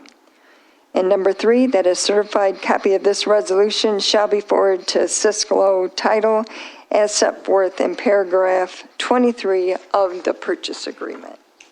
I would so move. Motion Eldridge, Support Peterson. support Peterson to approve the resolution. Mr. Winters, do you have any? Madam Chair, these 2 parcels were originally going to be sold to Ms. Good back in 2022, and then for reasons that are not quite clear, she decided not to proceed with the purchase at that time. She contacted Deputy Assessor McCleary this year with her son assisting her, and once again revived her interest in acquiring these 2 parcels. The purchase agreement was prepared and executed by Ms. Good. It was on the board's agenda back on July 16th, the last board meeting. The resolution was not attached to the purchase agreement. So while the purchase agreement has been executed, in order for the title company to proceed with the scheduled closing, this resolution is being considered tonight, which will then be, will put this property back on, these 2 parcels back on track to be closed, hopefully sometime in September. Any questions or comments? I think it's good to sell the township lots to adjacent landowners, and it gets it on the tax roll as well, and we don't have to maintain it. So there's a motion and support. All in favor? Aye. Opposed? Motion carries. Number 6 is request to accept the resignation of Jeff Kerner from the Township Zoning Board effective immediately, and he is an alternate. So move Peterson. Motion Peterson. Support Eldridge. All in favor? Opposed? Motion carries. Number 7 is request to set a public hearing for the 2024 Special Assessment Road to be held September 17th, 2024 at approximately 7 p.m. So moved. Motion Eldridge. Support Swanson.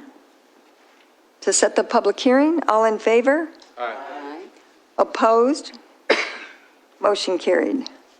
Number 8 is a request authorization to negotiate the sale of township-owned property located at 724 North Ford Boulevard. So moved. Motion Eldridge. Support Peterson. Support Peterson. And this will, negotiation takes place between Brian McCleary, and who's a deputy assessor, and Attorney Winters, and it will come back to the board. Brian McCleary, Deputy Assessor. So Assessor's Office was contacted by a adjacent property owner, Mr. Blindstrubs, and he indicated interest in purchasing the vacant property on Ford Boulevard. That was a property that the township acquired through the tax sale. The house was demolished on it for condition, and the township has owned it, and we're spending over $1,000, $1,050 this year to mow it.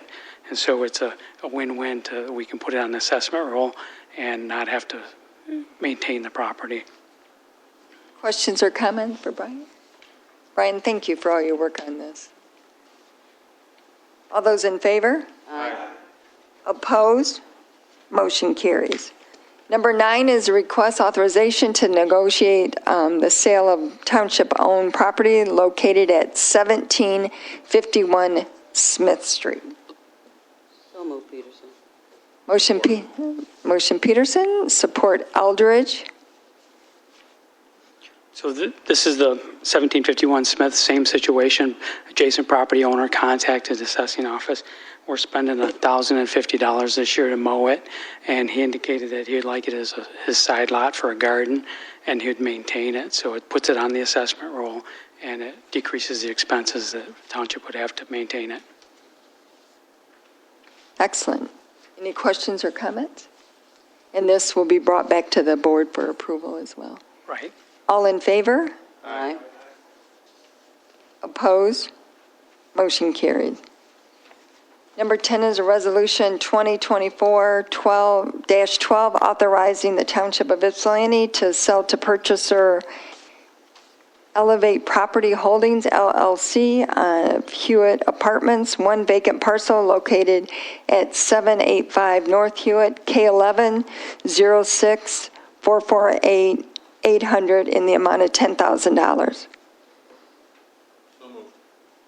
Motion Eldridge?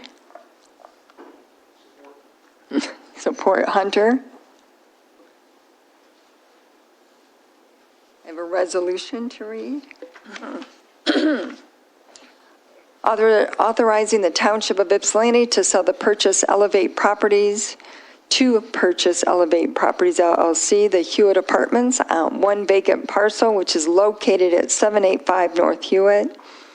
The Township of Ypsilanti is the owner of the parcel located at 785 North Hewitt, which consists of .41 acres. And whereas on or about March 8th, the Township of Ypsilanti received a request from Elevate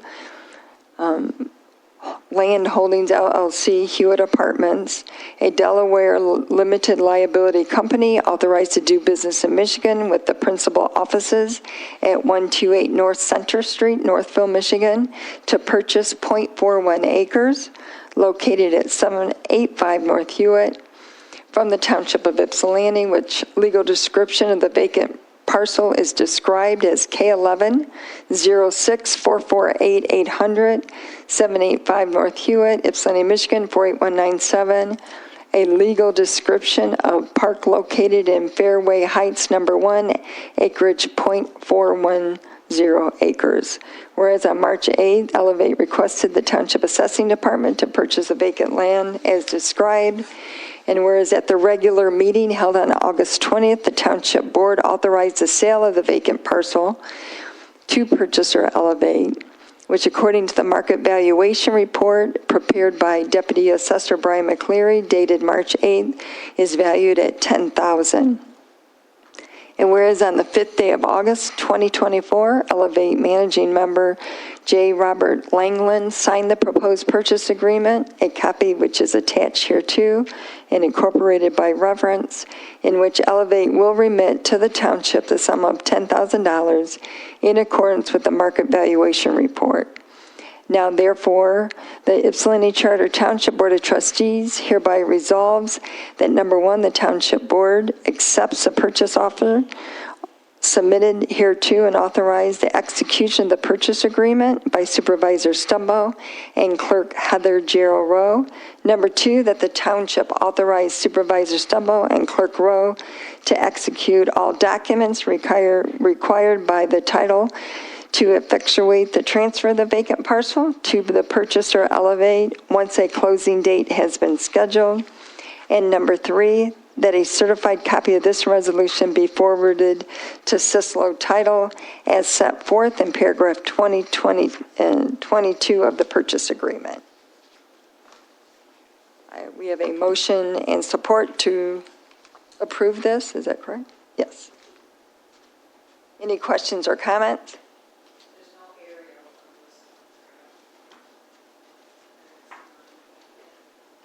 It was in the first, the board meeting where we authorized the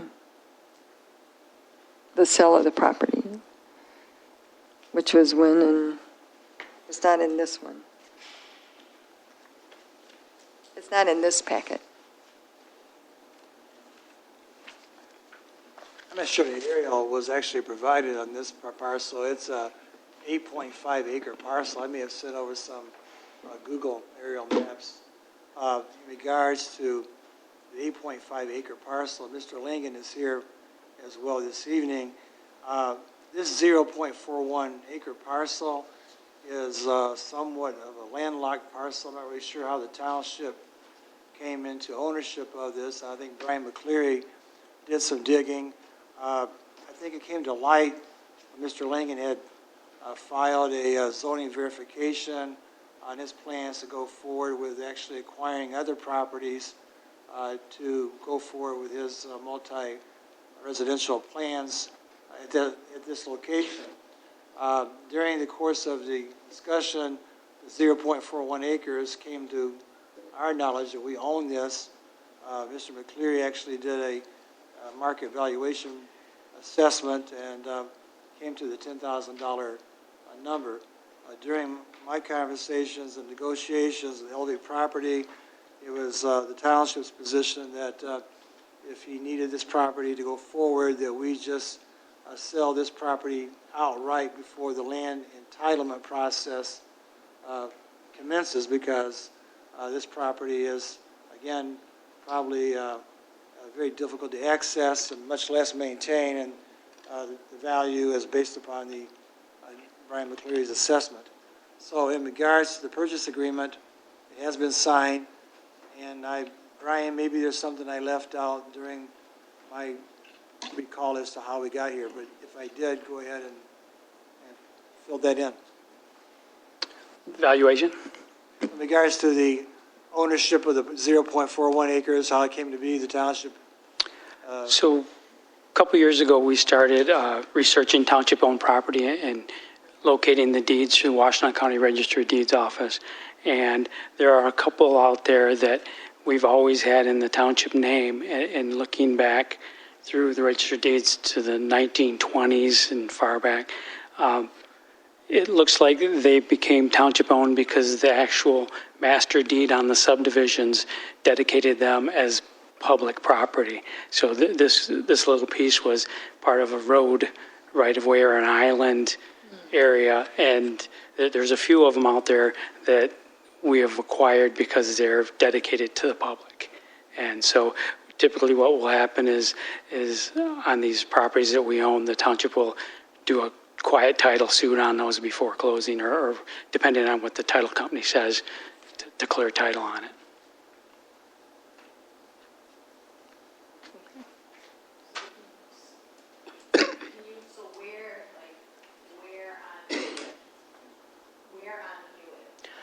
So if you go north, Yep, just so where on Hewitt is it located? so the Tim Hortons on the corner of Hewitt and Washtenaw. If you go north towards the stadium, it's going to be, you're going to have on the left LeClaire Builders, that little house there. You go a little farther north, it's on the right there, it's the big wooded lot. It's a small piece of that. And there's that whole lot in there is actually a platted subdivision, and it's broken up into various owners. And so the township owns that a little piece there.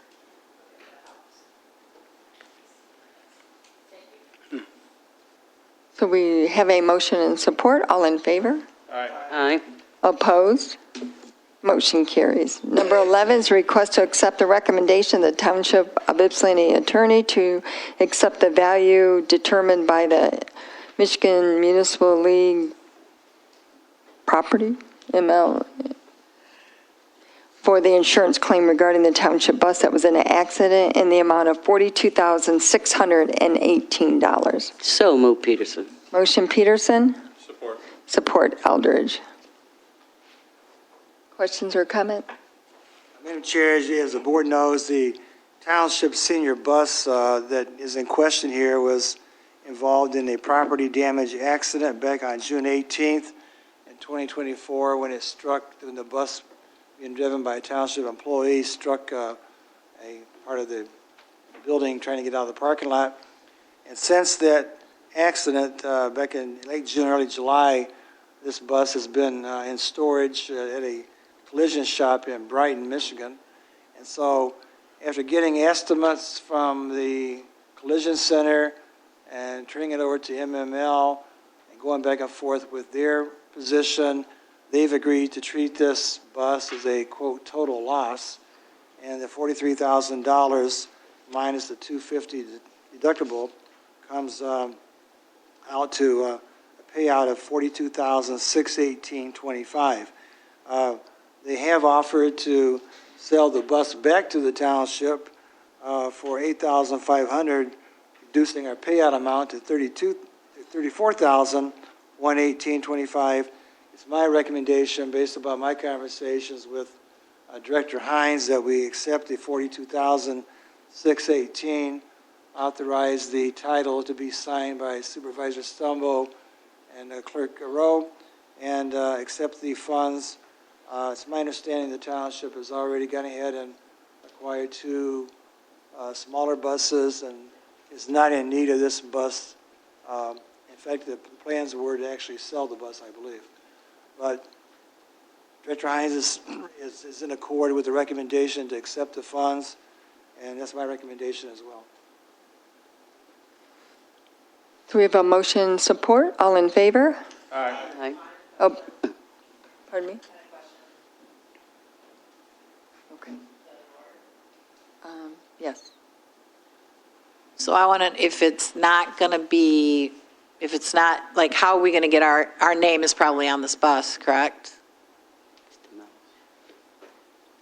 So same as like the fire trucks, like if we're going to dispose of it, I want to make sure that Ypsilanti Township, the name and all that's off this bus before it's just, because if they were willing to sell it back to us, it could be they're going to sell it to somebody else, and I don't want our name on that bus if it's going to be sold. So how do we make sure that takes place? So yes, our name is on the bus, and I know I briefly spoke to Doug about this earlier, but there's also the fact that currently the bus is in Brighton where it was evaluated. It has our municipal tag on it as well, so there does need to be some communication with the MML on what that transfer of ownership looks like, because we need that tag back as well as we have additional keys.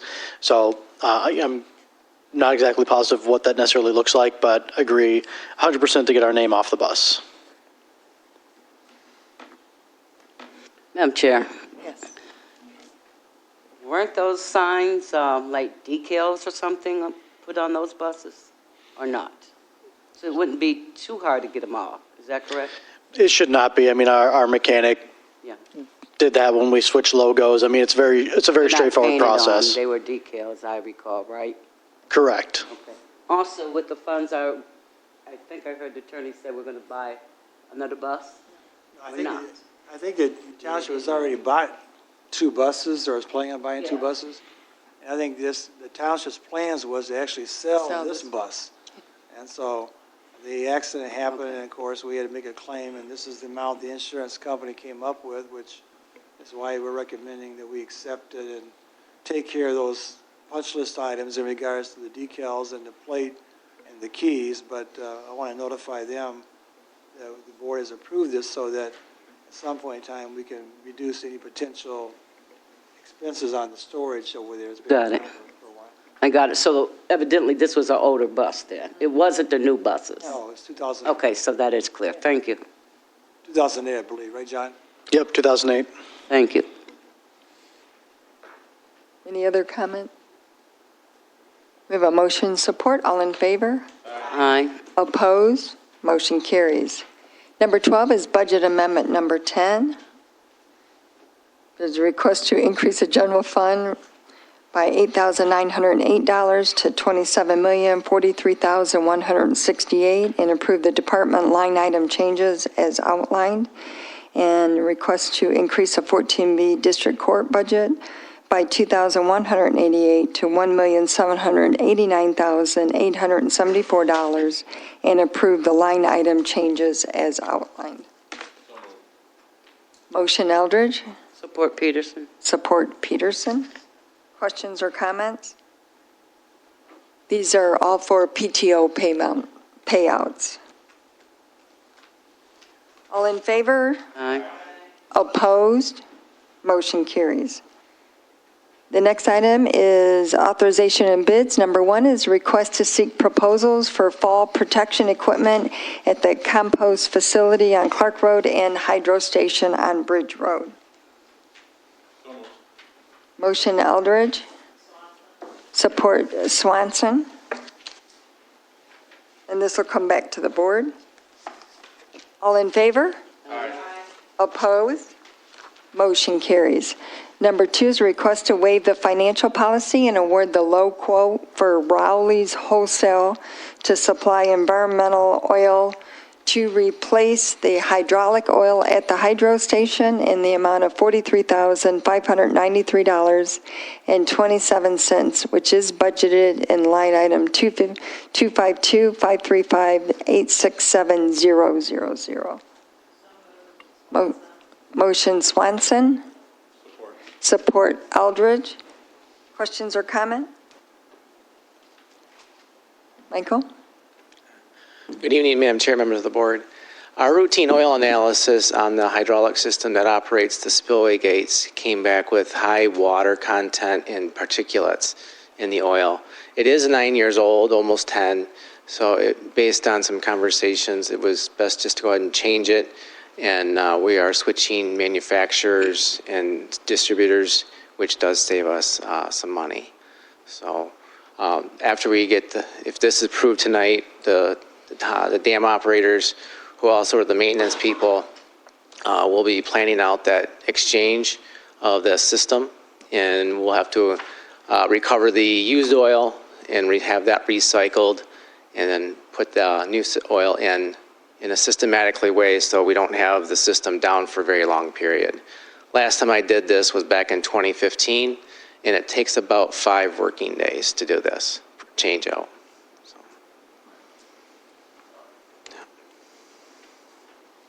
Questions or comment? This was the lowest quote, and you had 4, so that's pretty, Yeah, very good. Yeah, we were thinking it was going to come in over 60. So. As always, Michael, great job. Questions or comment? All in favor? Aye. Opposed? Motion carries. Number 3 is a request authorization to accept the low bid from Diversified Excavating and Site Utilities LLC in the amount of not to exceed $179,000, which is budgeted in line item 101-902-981-030 for the Civic Center Pond renovation project, and these are ARPA funds. Motion Swanson. Support Eldridge. Questions or comments? We have Matt and John here. There were 2 bidders. Yep, so John Hines and with Matt Parks from OHM. Here's a request to approve Diversified with a quote of $162,815.50, which is budgeted in the ARPA fund for the Civic Center Pond. We are requesting a 10% as a contingency to bump the total to $179,000 not to exceed amount. If approved, this would be complete in the fall of this year. Should take about 6 weeks for contract execution, construction, and then the administration after the fact. We received 2 bids, one from Diversified and then one from Anglin Civil. They came in at just under $470,000. So Diversified's was well within our budget and would accomplish the project goals. We have a history working with Diversified. They've done some parking lot work for us in the recent memory, and I know have done some projects with OHM as well. Questions or comments? And there will be a contract with this to be approved by our township attorney. Yes. All in favor? Aye. Opposed? Motion carried. There is no other business. Public comments? Are there any public comments at this time? Hello, hi. Monica Ross Williams, 2150 Chevrolet. I had a couple comments that I wanted to make. I wanted to first thank Brenda, I believe, she had dealt with some of my complaints about the signs that were in various places across Ypsilanti Township in regards to basically being inside the site of vision. A lot of these signs, not just political signs, but also basically home signs that go by a home, etc. I know she has done the best she could do to try and keep up with that, but in the same aspect, I would like to ask the township to consider basically, and it is in the ordinance to remove the signs that are in ordinance. However, maybe there needs to be some type of fines that goes along with that, because obviously there were various signs that were being picked up, and pretty much the next weekend they were right back where they picked them up at. That's absolutely ridiculous. And so unless you basically put a fine with that, I don't think it's going to discourage the behavior. Number two is I'm not sure where the information is about the review of the law enforcement, to look at law enforcement, see how much obviously there was a budgetary savings or not. It would be great if the public has an update on that, because as I said before, I still support it. Obviously, it would need to be some type of cost savings, or Ypsilanti Township probably would not, move forward with it. So it would be great to know where that is. I'm not sure where it is, but it would be great to basically have a public meeting about that. Last but not least, toxic waste. This is not the first time, actually, that toxic waste has tried to go over to that facility right near where I live, West Willow, right near basically, also basically, Lakeside. It's more like the second time, but I'm really more concerned, especially when Attorney Winters was talking, that EGO approved this without coming to either one of those communities. Because the last time this was threatened, we had officials from EGO that visited which I'm not a part of anymore, but the West Willow Neighborhood Association.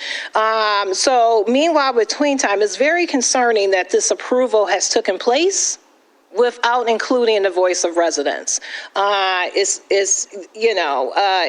It's extremely concerning. And I also would like to ask, where is our state representative on this? Because, I know obviously Representative Miller has spoke up. We do also have a state representative. His name is Jimmy Wilson. And what has he said about the same issue? Because it does also equally affect Ypsilanti Township as well. So thank you. Thank you. Any other public comment?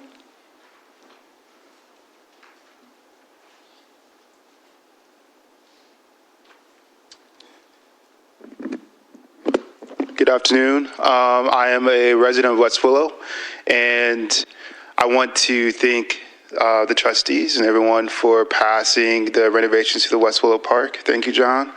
Also, part of that, I want to also shed light and acknowledge, as we're waiting on those renovations, we've been utilizing the park and ensuring that positive things are going on. So we actually have a elder and youth summer camp that's going on every Sunday from 2 to 3:30, where we have youth from the neighborhood and also elders from the neighborhood occupy that space, build community.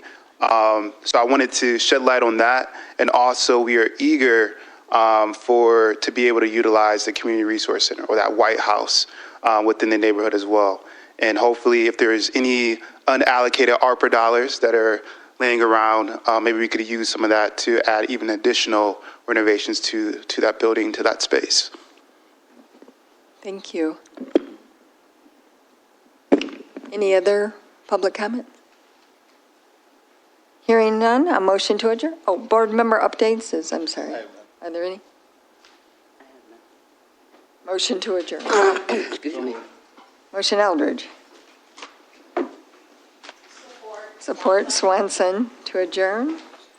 8:02. All in favor? Aye. Opposed?